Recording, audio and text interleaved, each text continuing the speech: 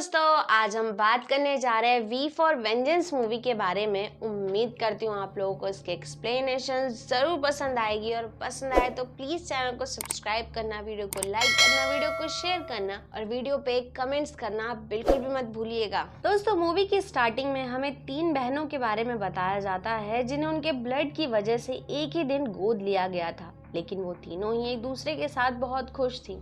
फिर हमें प्रेजेंट में एमा को दिखाया जाता है जो एक आदमी से लिफ्ट मांगती है। फिर कुछ दूर जाने के बाद वो आदमी एमा के साथ बदतमीजी करने की कोशिश करता है, लेकिन एमा अचानक से वहाँ से गायब हो जाती है, जिससे वो आदमी बहुत ज्यादा हैरान होता है और उसे चेक करने के लिए बाहर आता है। लेकिन उसके कुछ समझने से पहले ही एमा उस पर बहुत ही बुरी तरह से हमला कर देती है। हालांकि वो आदमी अपनी जान बचाने के लिए वहाँ से भागने की पूरी कोशिश करता है, लेकिन एमा उस पर अटैक करके उसे बहुत ही बेरहमी से मार देती है। यहाँ पर हमें ये बात भी क्लियर हो जाती है कि एमा एक वैम्पायर है। जिसके बाद एमा अगले दिन फिर से एक आदमी से लिफ्ट लेती है जिसका नाम फ्रैंक होता है। इस दौरान एमा फ्रैंक को अपनी तरफ अट्रैक्ट करने की काफी कोशिश करती है, लेकिन वो उसकी तरफ बिल्कुल भी ध्यान नहीं देता। तभी एमा को पता चलता है कि फ्रैंक की एक छोटी बेटी भी है, तो वो उसे छोड़कर वहाँ से चली जाती है। हालांकि इस चीज से फ्रैंक बहुत ज्यादा हैरान था, इसलिए ये बात तो क्लियर हो जाती है कि एमा इसी तरह से रास्ते में गुजरने वाले लोगों से लिफ्ट मांगती है। जो लोग बुरे होते हैं और उसे नुकसान पहुंचाने की कोशिश करते हैं वो उन्हें मार देती है।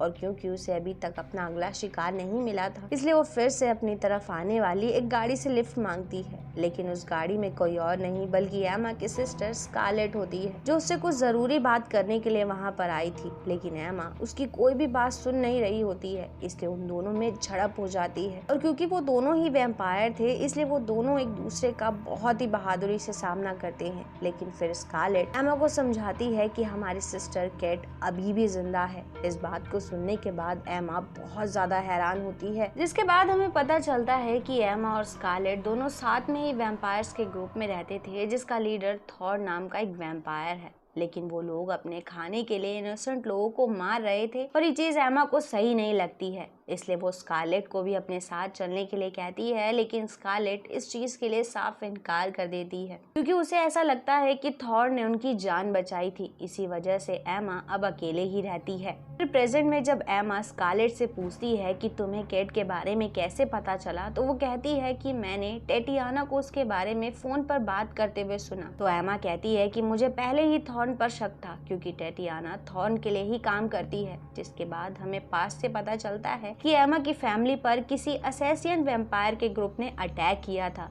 इसलिए एमा की मॉम ने कैट को छुपा दिया था। लेकिन अटैक के दौरान एमा के पेरेंट्स बहुत ही बुरी तरह से मारे गए। इससे एमा और उसके सिस्टर स्कारलेट अकेले पड़ गए, इसलिए थॉर ने उन्हें बचपन में सहारा दिया और वैम्पायर बनाकर अपनी फैमिली में शामिल कर लिया था। दूसरी तरफ उनके सिस्टर केट को उनके पेरेंट्स के दोस्त बुलसाई ने ढूंढ लिया, जो कि एक लेजेंडरी वैम्पायर हंटर था, जिससे ये बात कंफर्म होती है कि कैट अभी भी बुलसाई के पास ही है। जिसके बाद एमा और स्कारलेट एक बार में ड्रिंक के लिए पहुंचते हैं, तो वहाँ पर कार्ल नाम का एक आदमी एमा के साथ बदतमीजी करने की कोशिश करता है, जिससे कार्ल पर वहाँ बैठा हुआ मार्कस नाम का एक आदमी अटैक कर देता है और उसे मार कर वहाँ से भगा देता है। जिस बात से एमा काफी इम्प्रेस हो जाती है। इधर हम स्कारलेट को देखते हैं जो टॉयलेट में होती है, तभी उस पर एक असैसियन वैम्पायर हमला कर देता है, लेकिन स्कारलेट उसे मार देती है। जिसके बाद वो एमा को इस बारे में आगाह करने के लिए उसके पास पहुंचती है, तो वहाँ पर मार्कस को देखकर काफी हैरान होती है। तभी वहाँ पर फ्रैंक अपने साथियों के साथ अटैक कर देता है,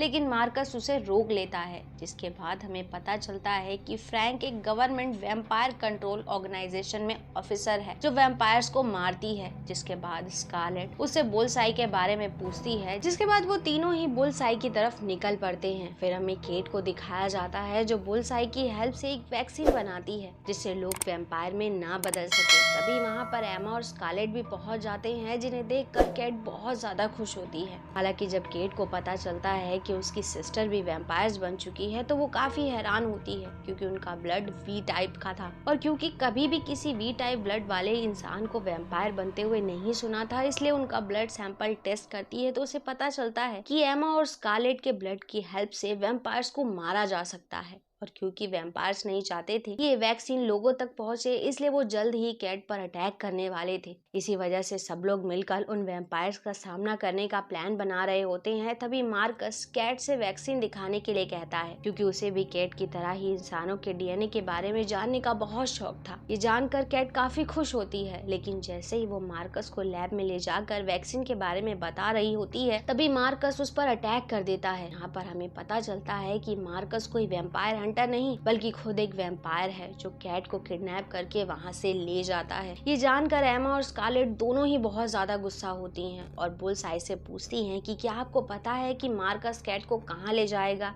जिस पर वो कहता है कि शहर में मौजूद सभी वैम्पायर्स थॉर्न के लिए काम करते हैं, इसलिए मार्कस कैट को भी उसी के पास ले गया होगा। यहाँ पर हमें ये भी पता चलता है कि थॉर्न ने ही एमा और स्कारलेट के पेरेंट्स को मारा था और फिर धोखा देकर उन दोनों को भी वैम्पायर में बदल दिया था, क्योंकि असैसिन वैम्पायर के ग्रुप को कंट्रोल करने वाला कोई और नहीं बल्कि थॉर्न ही है। और उसने एमा और स्कारलेट के पेरेंट्स को इसलिए मारा क्योंकि उन लोगों ने भी कैट की तरह ही वैक्सीन बना ली थी। इस सारी चीजें जानकर एमा और स्कारलेट बहुत ज्यादा गुस्सा होते हैं और उन वैम्पायर्स का सामना करने का फैसला करते हैं। इसलिए बुल्सआई उन दोनों को वैम्पायर्स का सामना करने के लिए अपने कुछ हथियार देता है, जिससे वो दोनों ही काफी खुश होती हैं। दूसरी तरफ हम केट को देखते हैं, जिसे थॉर्न अपने वैम्पायर साथियों के साथ डिनर करने के लिए कहता है, लेकिन कटी हुई उंगली और खून देखकर कैट वहाँ से भागने की कोशिश करती है, लेकिन उसके पास टैटियाना पहुँच जाती है जो उसे अपनी बातों में फंसाकर एक चेयर से बांध देती है और उसका ब्लड निकालने लगती है, क्योंकि वैम्पायर्स पर कैट का ब्लड किसी नशे की तरह असर करता है। इसलिए जैसे ही वो लोग कैट का ब्लड पीते हैं वो सभी नशे में हो जाते हैं। उसी समय कैट खुद को आजाद करके वहाँ से निकलने की कोशिश करती है, लेकिन अचानक से उसके सामने टैटियाना आ जाती है, जिससे दोनों में लड़ाई होने लगती है। फिर जब टैटियाना कैट को काटने वाली होती है तभी वहाँ पर थॉर्न आ जाता है जो उसे ऐसा करने से रोक देता है। दूसरी तरफ हम देखते हैं कि एमा और स्कारलेट भी थॉर्न के घर पहुंच जाते हैं, जिसके बाद वो दोनों अलग अलग रास्ते से अंदर जाने का फैसला करते हैं। इस दौरान जब एमा मार्कस से दोबारा मिलती है तो उसे एहसास होता है कि उसकी मॉम को मारने वाला कोई और नहीं बल्कि मार्कस ही है, जिस बात से वो बहुत ज्यादा गुस्सा हो जाती है और मार्कस को बहुत ही बेरहमी से पीटने लगती है। इधर टैटियाना भी स्कारलेट के पास पहुंचकर कहती है कि मैं तुम्हें वैसे ही मार दूंगी जैसे मैंने तुम्हारे पेरेंट्स को मारा था। ये सुनकर स्कारलेट को याद आता है कि उसके डैड को मारने वाली वैम्पायर कोई और नहीं बल्कि टैटियाना ही थी। इसलिए वो गुस्से में अपने पास मौजूद हथियार से उसके दिल पर अटैक करके उसे बहुत ही बेरहमी से मार देती है। जिसके बाद हम एमा को देखते हैं जो अपने जूते में लगे हुए चांदी के हथियार से मार्कस के दिल पर अटैक कर देती है, जिससे वो भी बहुत ही बुरी तरह से जलकर मारा जाता है। फिर वो तीनों